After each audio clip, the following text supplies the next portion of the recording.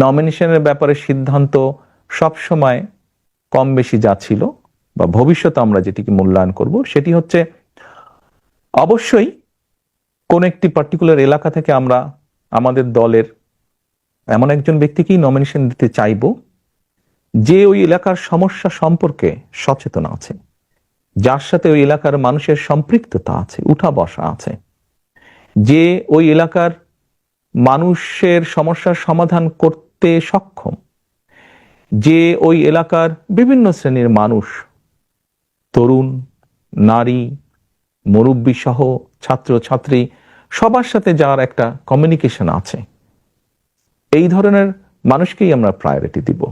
খুবই স্বাভাবিক।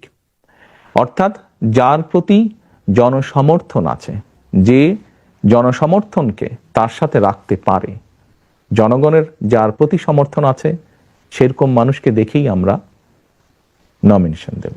সেখানে তৃণমূলের মতামত কতটা প্রাধান্য পাবে? অভিযোগ যে তৃণমূলের মতামত প্রাধান্য কম পায়।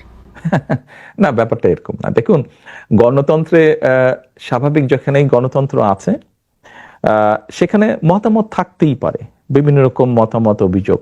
হয়তো এক জায়গায় 50 জন আছে, 50 জনের মধ্যে 30 জন একটি কথা বলছে, 15 জন একটি কথা বলছে, বাকি সংখ্যক ব্যক্তি আরেকটি কথা বলছে। তাহলে আপনি মেজরিটির যেটা মতামত পাবো এলাকার মানুষের কম বেশি, আমরা তো আমাদের মতন করে খোঁজ করছি, সেটি তৃণমূলই হোক বা সেটি সাধারণ মানুষের হোক। এখানে একটি বিষয় উল্লেখযোগ্য,